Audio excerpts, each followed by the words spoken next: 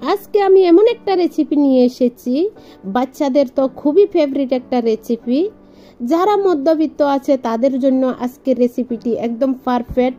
দেখতে খুবই বড়লোকি রেসিপি, কিন্তু কম সময়ে অল্প উপকরণে স্বল্প জিনিসের আজকের রেসিপিটি আপনাদের মাঝে তুলে ধরবো। খুবই একটা ইন্টারেস্টিং ইউনিক রেসিপি। দেখতে থাকুন কিভাবে হচ্ছে। দেখার সাথে সাথে প্লিজ বানিয়ে ফেলবেন, খাবেন। যদি ভালো লেগে যায় শেয়ার করে দেবেন নিজের আত্মীয় স্বজনের কাছে, এবং কি নতুন আত্মীয় স্বজন আসলেও খুবই ইন্টারেস্টিং একটা রেসিপি বানিয়ে ফেলবেন। কথা বাড়াবো না, দেখতে থাকুন। দেখার সাথে সাথে like, comment, share and subscribe করে দেবেন। তাহলে কথা বাড়াবো না, প্লিজ প্লিজ উপভোগ করুন। নমস্কার মাই লাভলি ভিউয়ার্স, সবাই কেমন আছেন? আশা করি আমার ভাই বোনেরা সবাই খুব খুব ভালো আছেন। আমিও ভালো আছি ভগবানের অশেষ কৃপায়। অন্তাসমাম কিচেনে সবাইকে জানাই সুস্বাগতম। আজকে আবার বরাবরের মতন খুব সুন্দর একটা রেসিপি নিয়ে আপনাদের মাঝে হাজির হয়ে গেলাম। দেখতে থাকুন কি হতে চলেছে। দেখার সাথে সাথে প্লিজ একটা লাইক করে দেবেন, সুন্দর একটা কমেন্ট করে দেবেন। যদি ভালো লেগে যায় প্লিজ একটু শেয়ার করে দেবেন। শেয়ার করতে কি অসুবিধা আমি বুঝি না, একটু শেয়ার করে দেবেন। তাহলে কথা বাড়াবো না, আজকের রেসিপিটি আমি স্টার্ট করে দিলাম। খুব ইন্টারেস্টিং একটা রেসিপি, দেখতে থাকুন। এটার আগে বলে রাখি, যারা আমার চ্যানেলে নতুন এসেছেন প্লিজ আমার চ্যানেলটা সাবস্ক্রাইব করে দেবেন, পাশে থাকা বেল আইকনটি টিপে দেবেন। প্রথমে এখানে আমি একটা মিক্সার বোল নিয়ে নিলাম। মিক্সার বোলের উপর একটা স্লাইজার রেখে দিলাম। দিয়ে এবার আমি এখানে আলু সিদ্ধ করে নিয়েছি, উপরে স্কিনটা ফেলে দিয়েছি। এবার আমি স্লাইজারের উপরে আলুগুলা এভাবে করে মেশ করব। দেখতে পাচ্ছেন খুব সুন্দরভাবে মেশ হয়ে যেতে হবে, কোনো দানাই থাকতে হবে না, সেটাই ব্যাপার।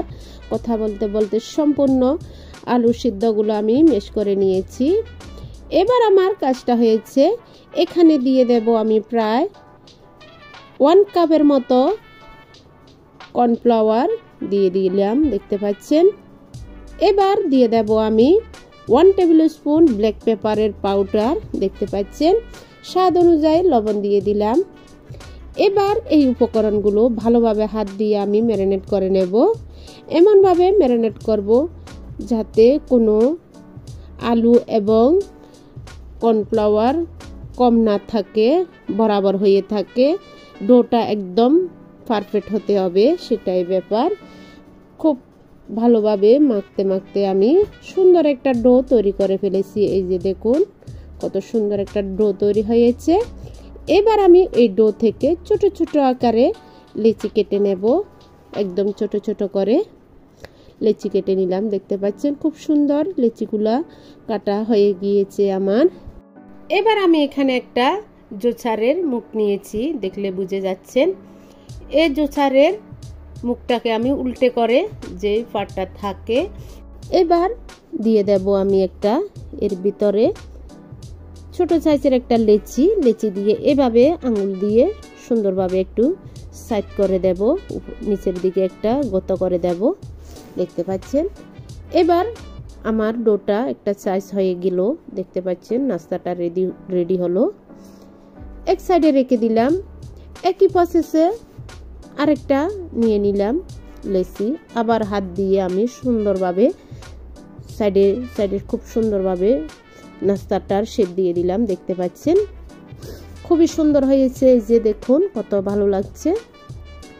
আমি এক সাইডে রেখে দিলাম। একই প্রসেসে অনেকটা বানাতে হবে, অনেকটা বানিয়ে ফেললাম আমি তাড়াহুড়া করে। আমার নাস্তাগুলা বানানো রেডি হয়েছে। এবার আমি সরাসরি চলে যাব চুলায়।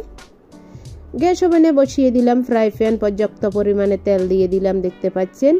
তেলগুলো আমার গরম হয়ে গিয়েছে, দেখুন আপনারা।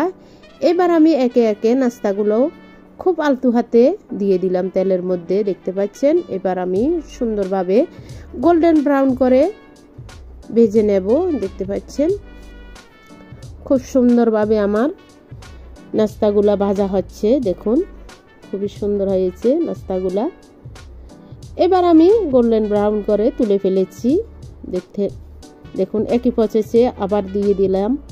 যতগুলো আমি বানিয়েছি সবগুলা এভাবে করে আমি ভেজে নেব দাপে দাপে। আমার নাস্তাগুলা ভাজা হয়ে গিয়েছে। এবার আমি নাস্তাগুলার আরেকটা কাজ করব, দেখতে থাকুন প্লিজ, এখনো শেষ হয়নি। এবার এই নাস্তাগুলো একটা প্লেটের মধ্যে আমি বসিয়ে দিলাম। দেখতে পাচ্ছেন একে একে করে খুব সুন্দরভাবে সাজিয়ে দেব খাওয়ার জন্য। দিয়ে দিলাম 2টা করে আমি শসা কুচি, দেখতে পাচ্ছেন।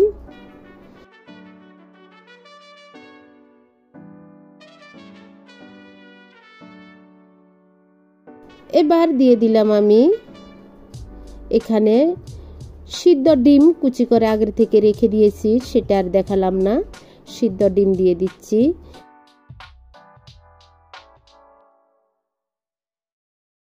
পেঁয়াজ দিয়ে দিয়েছি।